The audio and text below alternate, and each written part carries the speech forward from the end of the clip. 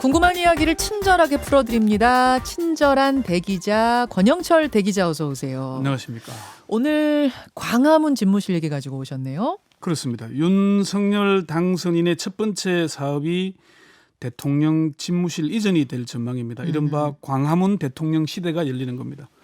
역대 정부마다 제왕적 대통령제 탈피를 선언하면서 대통령 집무실의 광화문 이전을 추진했지만 이루지 못했습니다. 예. 그래서 광화문 대통령 외에 그땐 틀리고 지금은 맞나 이렇게 제목을 정해봤습니다. 이거 영화 제목 아니에요?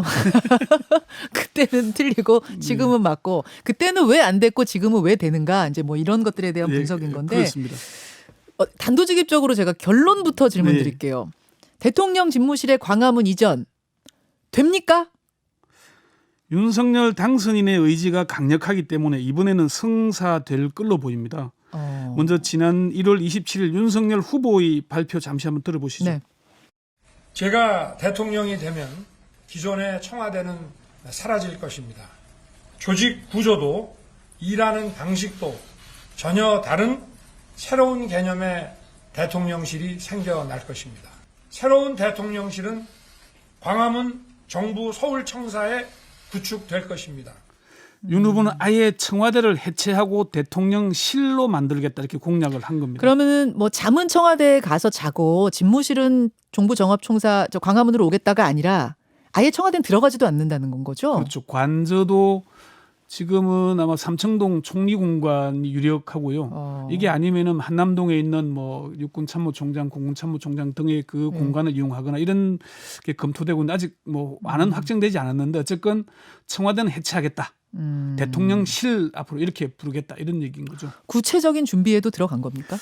당선이 확정된 이후에도 입장에 변함이 없습니다. 윤 당선인이 임기 첫날부터 청와대가 아닌 광화문 정부청사에서 일하겠다는 뜻을 여러 차례 밝혀온 만큼 대통령직 인수위원회의 1호 사업이 대통령실 이전이 될 걸로 보입니다. 그래요. 장제원 당선인 비서실장은 대통령 집무실부터 시작해서 청와대 구성을 위한 TF 2개를 잠정 확정했다 이렇게 얘기를 했고요. 네네. 김은혜 당선인 대변인도 광화문 정부 종합청사의 집무실은 당연히 공약에 따라 이행되는 것이라고 강조를 했습니다. 어쨌건 대통령실 이전이 확정될 경우에 윤 당선인은 광화문 대통령 시대를 여는 첫 대통령이 될 겁니다. 지금 이제 광화문 시대라는 말이 어색하지 않은 이유는 뭐냐면 네. 이전의 대통령들도 광화문으로 나와서 일하기를 꿈꿨었거든요. 그게 김영삼 전 대통령, 김대중 전 대통령 뭐 등등 문재인 전 대통령 다 그랬습니다. 다 그랬어요. 문재인 대통령이 취임사에서 밝힌 내용 잠시 한번 들어보시죠. 예. 우선 군의적인 대통령 문화를 청산하겠습니다. 준비를 마치는 대로 지금의 청와대에서 나와 광화문 대통령 시대를 열겠습니다. 참모들과 머리와 어깨를 맞대고 토론하겠습니다. 국민과 수시로 소통하는 대통령이 되겠습니다. 문 대통령은 2012년 대선에 출마했을 때도 집무실 이전을 공약을 했습니다. 네. 문 대통령도 관저가 아닌 총리 공간에서 지낼 것이다 이런 얘기까지 있었거든요. 그렇죠. 예. 그러니까 굉장히 적극적으로 검토했던 걸로 알아요. 문재인 그렇습니다. 정부에서도. 광화문 집무실 이전은 국민과의 소통을 넓히고 거리감을 좁히자는 것이 핵심 취지였거든요. 네. 다만 인수위원회가 없이 출범하다 보니까 사전 준비할 시간이 없어서 취임 첫 해인 2017년 계획을 수립하고 2018년 예산을 반영해서 2019년 이전을 완료한다. 네. 이런 일정까지 마련했었어요. 그때 저 인터뷰도 많이 했어요. 그렇죠. 예. 예, 그리고 광화문 대통령 시대위원회를 구성하는 방안까지 마련했죠. 유홍준 전 문화재청장을 위원장으로 한다는 그런 네. 안까지 나왔었는데 맞아요. 뭐 결국 불발된 겁니다. 그러니까 뭐 유홍준 전 문화재청장이 위원장 맡고 승효상 건축가가 참여한데 여기까지도 안까지 굉장히 구체적으로 나왔었어요. 그렇습니다. 예. 근데 왜 안 된 거였죠? 광화문 시대 자문위원으로 활동했던 유홍준 전 문화재청장 발표 잠시 들어보시죠. 이 집무실 이전에 대해서는 집무실을 현 단계에서 광화문 청사로 이전할 경우에 청와대 영빈관, 본관, 헬기장 등 집무실 이외 주요 기능 대체 부지를 광화문 인근에서 찾을 수 없다는 결론을 내렸습니다. 이게 공식 발표였는데요. 네. 지금의 청와대와 비교해서 면적이 크게 줄어드는 점, 대통령 관저와 집무실이 떨어져 있어서 출퇴근길 교통 통제를 해야 하는 어려움, 그리고 대통령 집무실이 시가지 대로변으로 나오면서 생길 수 있는 경호상의 문제점 등등이 거론됐다고 합니다. 여러분 그 광화문 한번 떠올려 보세요. 서울 사시는 분들은 거기 다 아시잖아요. 그러니까 대통령이 그쪽으로 일을 하러 나오면 헬기장은 그럼 어디 만들 것이며 또 비상시에 벙커는 어디다 만들 것이며 뭐 외국에서 손님들 오면 어디 영빈관 같은 게 하나 마련돼야 될 텐데 그럼 어디 할 이제 이런 게 계획이 잘 안 서더라 그 말이죠. 그렇습니다. 그 뭐 자관 경호, 보안, 교통 통제 그리고 비용 문제 이런 것들이 당시에 검토했던 분들 얘기를 들어보니까 가장 큰 어려움이었다, 난관이었다. 그리고 아마 관료들의 반대도 컸을 겁니다. 예. 경호를 하는 군이나 경찰이나 이쪽 반대도 컸을 거고요. 게다가 이제 대통령의 관저, 그러니까 네. 잠자는 공간은 또 다른 데 있으면 출퇴근을 해야 되는데 대통령 지나가면 원래 신호등 다 막잖아요. 네, 그렇습니다. 그 복잡한 데를 그럼 어떻게 할 것인가? 그럼 안 막을 것인가? 뭐 이런 것들이 대책이 안 섰던 거예요. 그렇습니다. 근데 이런 어려움이 있는데도 왜 매번 대선 때마다 대통령들은 집무실을 옮기는 꿈을 꿨을까요? 첫 번째는 청와대 구조가 비효율적이기 때문입니다. 세월호 참사 당일에 대통령에게 사고 발생 일부를 보고하기 위해서 상황병은 관저로 뛰어갔죠. 안봉근 비서관은 차를 타고 이동했다는 사실이 드러나지 않습니까? 맞아요. 네. 대통령 집무실이 있는 청와대 본관과 대통령 관저는 직선거리로 약 200m 떨어져 있고요. 네. 본관과 참모들이 근무하는 여민관, 비서동이죠. 네. 직선거리로 약 500m. 여민관과 관저는 직선거리로 약 600m 떨어져 있습니다. 근데 이게 가려면은 뛰어가도 한 10분, 뭐 많이 걸리면 20분 걸린다 그래요. 그래요. 이게 직선으로 그냥 나 있는 게 아니고 건물에서 내려와서 가서 이동해야 되니까. 진짜 크긴 크구나. 청와대 참모들이 대통령에게 시급한 현안에 대해서 보고하기 위해서 뛰어가거나 자전거를 타거나 차량을 이용하거나 그런 일들이 자주 있었습니다. 예, 예. 세월호 참사처럼 시급한 사고가 발생했을 때도 즉시 보고할 수 있는 구조가 아닌 그런 구조인 겁니다. 청와대 본관 건물은 궁궐 같은 위용을 자랑합니다. 그래서 제왕적 대통령이라는 이름이 붙기도 했고요. 그렇죠. 그래서 이제 대통령들이 나는 제왕정 대통령 안 할랍니다 하면서 다들 나가고 싶어 했던 소통, 거예요. 국민과 가까이 있겠다는 거죠. 두 번째 이유는 뭐였죠? 풍수 지리학상 문제가 있기 때문인데요. 유홍준 교수의 말 다시 한번 들어보시죠. 누가 봐도 현재 관저가 갖고 있는 그 사용상의 불편한 점, 그리고 나아가서는 풍수상의 불길한 점, 이거를 생각을 할 적에는 옮겨야 되는데 현 대통령이 그것을 다 해가지고 만들어 놓고 자기는 안 살고 다음 사람 보고 여기 살아라 하고 이렇게 넘겨주는 것은 논리에 맞지도 않기 때문에, 그렇다고 해가지고 이게 문제가 있으면서 그냥 우리는 이제 끝나면 그만이다 하는 식으로 갈 수도 없기 때문에 저희들은 그거에 대한 합당한 안은 수용되든 안 되든 만들 계획입니다. 풍수사항이 불길하다는 얘기는 어떤 근거로? 수많은 풍수상의 근거로 그렇게 하고 있습니다. 근거가 있는 얘기. 풍수가 근거가 있다면 근거가 있는 것입니다. 이게 지금 네. 2019년 1월 4일. 그러니까 이건 지금 문재인 정부에서 예. 옮긴다고 했을 때 유홍준 전 청장이 공식으로 한 발언인 거죠. 청와대 기자간담회에서. 브리핑에서 기자들과 질의응답한 겁니다. 저는 이 풍수 얘기는 지금 처음 들었어요. 이게 사실 청와대가 있는 터는 뭐 청와대 홈페이지에 가면은 설명이 있어요. 이게 수궁터에 설명이 있는데 네. 뭐 처음에는 길지였다 그랬다가 지금은 흉지다 이런 얘기들이 그 풍수가들이 많이 얘기를 합니다. 아니 여기 당연히 배산임수 뭐 이런 거 생각해서 좋은 터다 이렇게 생각하고 있었는데 풍수지리 학자들은 그렇게 얘기 안 해요? 예, 흉지다. 그리고 뭐 그 한많은 칠궁도 있죠. 그리고 무수리들의 임시 무덤, 또 군사들의 무예 훈련장, 물론 뭐 과거장으로도 이용되긴 했습니다만 그런 것 때문에 끊임없이 풍수 지리학상. 그래서 역대 대통령마다 안 들어가려고 했던 이유가 국민과의 소통은 명분이고 네. 사실상은 풍수지리학상 흉지다. 안 좋은 일이 일어난다. 역대 대통령들이 항상 뒤끝이 안 좋았다. 그래서 그런 얘기들이 많았던 겁니다. 이게 지금 저희가 하는 얘기가 아니라 네. 유홍준 청장이 2019년에 한 얘기를 지금 전해드리는 거예요. 그리고 그렇습니다. 예, 풍수지리학자들이 이제 이렇게 얘기해왔다라는 얘기를 하는 거예요. 예. 자, 세 번째 이유는요.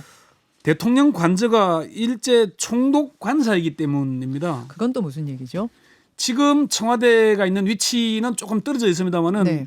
원래 그 1939년에 이쪽 그 이 터에 수궁터라고 지금은 궁궐을 지키는 수궁터가 있거든요. 청와대 관저 바로 아래에. 음. 거기가 일본 총독 관사였습니다. 아. 근데 이게 이제 어떤 설명이 청와대 홈페이지에 설명이 돼 있는데 이런 얘기가 있습니다. 예.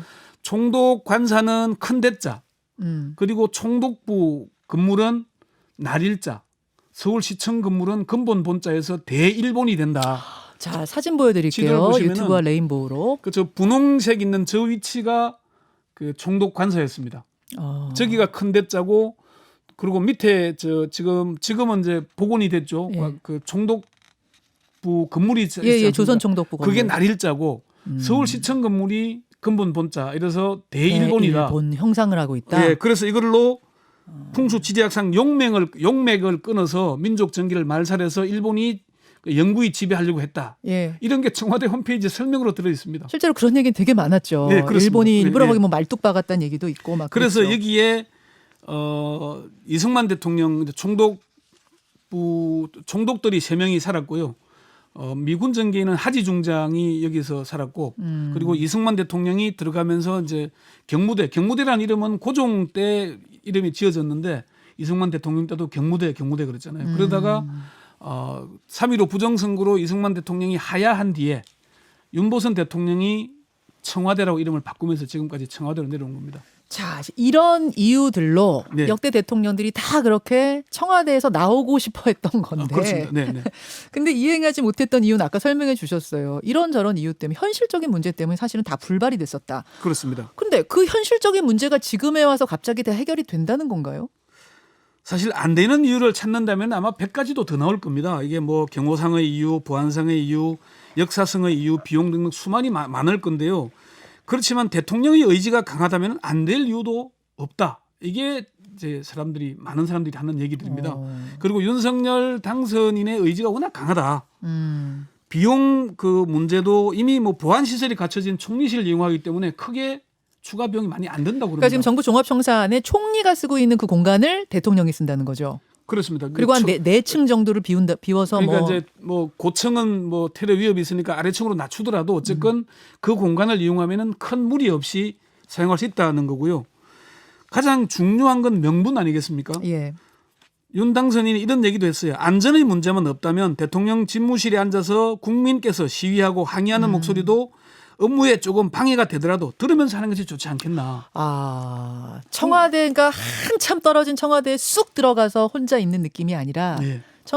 국민들이 시위하면 시위하는 모습, 출퇴근하면 출퇴근하는 모습을 다 보면서 업무하겠다라는 이제 그런 취지. 구중궁궐에 갇혀 있지 않고 열리 얘기하겠다. 그러니까 그건 알겠어요. 그 국민과 소통하겠다는데 그걸 막을 명분이 어디 있겠습니까? 근데 경호 문제는 정말로 해결이 되냐는 거죠. 그러니까 경호 문제라는 게 과장하면 끝이 없습니다. 과거의 군사 정권 시절에는 경호 문제가 컸죠. 그게 네. 왜 그렇겠습니까? 적군에 의한 공격도 문제지만은 쿠데타도 막아야 되잖아요. 아, 군 쿠데타까지도. 예, 사실 그런 게 민주정부에서는 그런 우려가 상당히 사라졌고요. 경호를 담당하게 될 경찰에서는 대통령 집무실에 이전 문제는 대통령의 의지 문제 아니겠나.